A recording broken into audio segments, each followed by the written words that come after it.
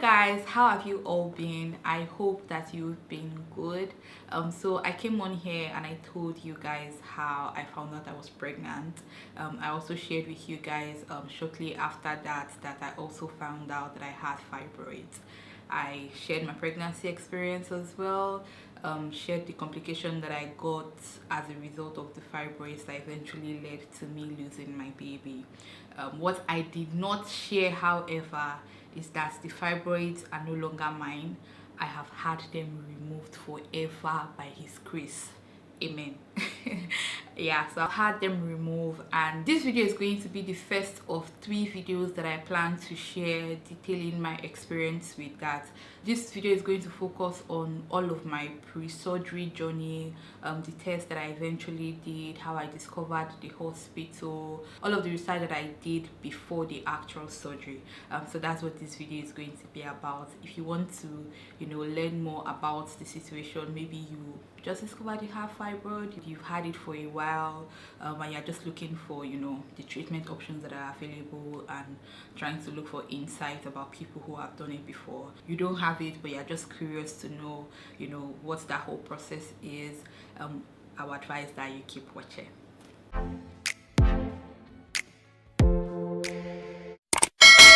So after I'd gone through all of the motion and come to the decision that surgery was my next step, what I started doing was to start searching online. At the time, I was still recovering from giving birth and the whole grief process, so I knew I wasn't going to do the surgery right away. I was going to wait until the 6 weeks that doctors recommend that you wait for your uterus to finish healing after giving birth. I knew I was going to do that, wait, and then decide on when I was going to do the surgery. But while I was waiting, I was off work, I had a lot of time on my hands. I decided to just start looking for the hospital and the doctor that was going to do my surgery. I knew that I was going to have the surgery done in Nigeria. That was one thing that I already knew. I knew I was going to have it done in Nigeria, but the hospital, the doctor, what it was going to cost, all of that was what was foreign to me.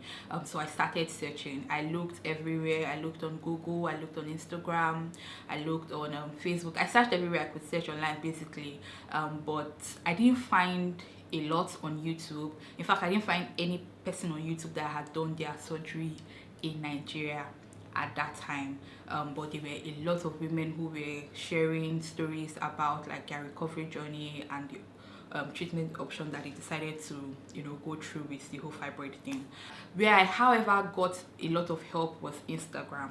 On Instagram, there were a lot of Nigerian women that were sharing their experience with fibroid. Some of them were not necessarily surgery treatment option, that they were using a lot of like holistic stuff, herbal medicine and all of that. But like I said, I was specifically looking for people who had gone through the myomectomy route.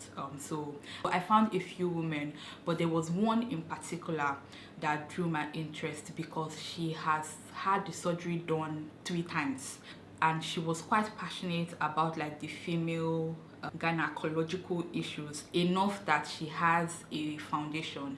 I'm going to leave the name on the screen, but I think that is Gynae Issues. That was the name of her foundation. So she had gone through that experience and she was passionate enough to start an NGO to help other women in her situation. So I felt like that was interesting, so I sent her a message. When she responded, she even sent me her WhatsApp number as well, so we chatted for a bit on WhatsApp. So she was the one that helped me sort of streamline my search. So she recommended certain hospitals, she gave me like price range of the hospitals and like sort of like her own expert opinion on where I should go. No, she didn't even ask me where she didn't even tell me where to go in particular. She just like gave her opinion, and then I asked her where exactly I should go. So she was like, if it was up to her, she would recommend the doctor that she used. So that was the sort of conversation that I had with her, and it helped me a lot, a whole lot. So because of the conversation that I had with her, of my research now sort of had like a direction. So I was researching those hospitals that she recommended, the price range that were in my budget, and you know, all other things like their nurses, their doctors, the sort of services that they offer. Do they have private rooms, semi-private room, or is it like a ward situation? So I was just like looking for those sort of information, but I really couldn't do much at the time because I wasn't in Nigeria. So what I did was to get their number on their website. I called them, made inquiries, you know, got all of like the basic information that I could get on the phone. So what I did was to make a list of the hospitals I was going to now go physically to when I returned in Nigeria. But during that period, before I go back to Nigeria, I was just lying on the bed one day, and then so I suddenly remember one of my aunties. She has had issues with getting pregnant and staying pregnant, but now she has 2 lovely kids. So I just called her. At that time, she didn't know all of the things that were happening with me, so I called her. I shared my experience with her, we cried together and all of those things, and then she was like, let me just be honest with you, you need to have them removed, like you need to have your fibroids removed, and you cannot just remove, you can't just do it in anyhow hospital or with anyhow doctor. You need someone that understands fertility and understands that you want to preserve your fertility, so that they would not do, you know, any sort of jaga jaga work. So she recommended her doctor, but because I already had an opinion, I had my mindset on the conversation that I had with the other lady. I was sort of like, I'm not going to make any commitments. She said she was going to call her doctor on my behalf and explain the situation, and give me his number as well so that I can speak to him. I was like, okay, but I'm not making any commitments until I get back home. So after I had that conversation with her, I decided to go and look up the doctor that she recommended. Apparently, that same doctor works in the hospital that the other lady recommended as well. But you know how Nigerian doctors work, like they work in multiple different hospitals, and depending on like the location of the hospital, island versus mainland, the price of the service is different and all. So I sort of had peace, kind of like I knew that whatever situation I went with, whether it was the one that the first lady recommended or the one that my auntie recommended, I would find like peace in it. But I decided to just, you know, give it some time and not worry about it any longer until I get home. So 6 weeks passed. I made plans to return to Nigeria. I go back home. Before I even started going to those hospitals that I had shortlisted, I decided to call my auntie's doctor. So I called him and we had like a conversation. And after that conversation, I just made up my mind that that's the doctor I'm going with. So that's the first decision that I made. And after I decided on the doctor to go with, he made a lot of decisions sort of on my behalf after that. So what I mean by that is I didn't get to decide the particular hospital that we used for the surgery. He has his own team, so I trusted him to, you know, give me the best service. So that was what we did. He chose the hospital, he chose his team, and then he sent me like a list of tests that I had to go and do. So before we even started discussing what the cost would be and all of that, I had to go and run some tests. First of all, I reran the abdominal scan, the scan to determine the number and position.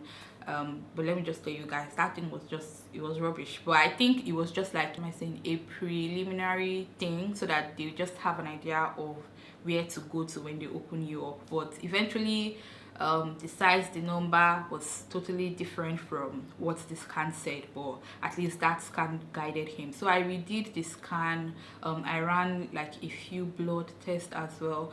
He also recommended that I did a test. It's called HSG. I didn't know what it was up until that, and then I started reading about it and discovered that it's actually very painful. So after I reran all of those tests, we went through what the result of the tests were, and because of my situation, he recommended that we would need to have blood standby during my surgery, so that if I lose blood, I can get blood transfusion. Since I already have like history of getting low blood with my giving birth to my child, so to be on the safe side, he recommended that we just have blood on standby. That was when I learned that Lagos, not, I don't know if it's Nigeria or just Lagos, hospitals don't have blood banks. There's just one blood bank for the whole Lagos state. That was how I learned that. So we had to pay and get the blood to the hospital before the surgery. To answer the question of how I decided on the hospital and doctor, that's what happened. I found the doctor first, and then he decided on the hospital and the team of practitioners to use. I had to do all of the tests that I did outside of the hospital. The doctor interpreted it, and yeah, that was how it happened. So after we had settled on all of that, we spoke about the price as well. I'm not going to be telling you guys how much the surgery was exactly, but I'm going to say that it was way cheaper. I don't even know if cheaper is the right word to use, but it was more affordable than if I had used a hospital on the island. The cost definitely came down a lot, but it wasn't cheap. It was not cheap at all. It wasn't cheap. I'm going to say that it was not cheap. It was affordable, but it could have been, you know, way up there. The day before the surgery, I had to check myself into the hospital. So we fixed a date for the hospital, and he asked me to check into the hospital a day or the night before my surgery. So on the evening of my surgery, I checked into the hospital. I went with my mom. They have like a pre-op procedure that they have to go through. Make sure that you are cleanly shaved, check your blood pressure, check your blood level again. I think I ran another blood test. There are like a few things that they had to do to make sure that you are prepared for surgery. That night the doctor also came to sort of talk to me. I think legally they are supposed to tell you all of the things that the surgery entails, so the risk, the things that can happen during the surgery. You know, he also talked through his surgery plan for me, asked me what my preferences are with certain things. I got to ask all of the questions that I had not asked him prior to that. One concern for me was the shots, the one they were going to give me at the back. So my doctor recommended that I was awake during the surgery. If you ask me, I didn't even know what I wanted, if I wanted to be awake or if I wanted to be asleep. If you remember, with the first procedure that I had, the suction one after I gave birth, I was scared about the back shots, but I also did not love the general anesthesia process. I didn't like that at all. I did not like that at all, especially when I was coming out of it. It was really, I didn't like it at all.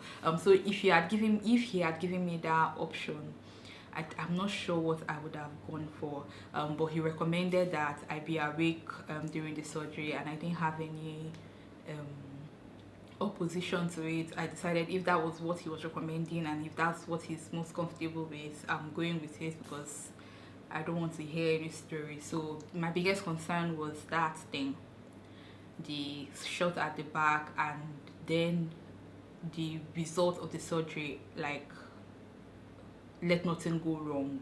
And I did not want a situation where after surgery I would not have to be doing fertility treatment again. So like, I laid all those concerns, and he reassured me and ensured that, like, he just reassured me and talked me through all of the process, and then I went to bed. So that's it, guys. That's all of the pre-surgery process that I went through. So the next video is going to cover the day of the surgery itself, and my recovery period. So keep an eye out for that video. You guys already know I don't like to do long videos, so we are going to end this one here. Subscribe to my channel if you are not yet subscribed, guys. Please subscribe to my channel. Look out for the next video. I'll see you in that video.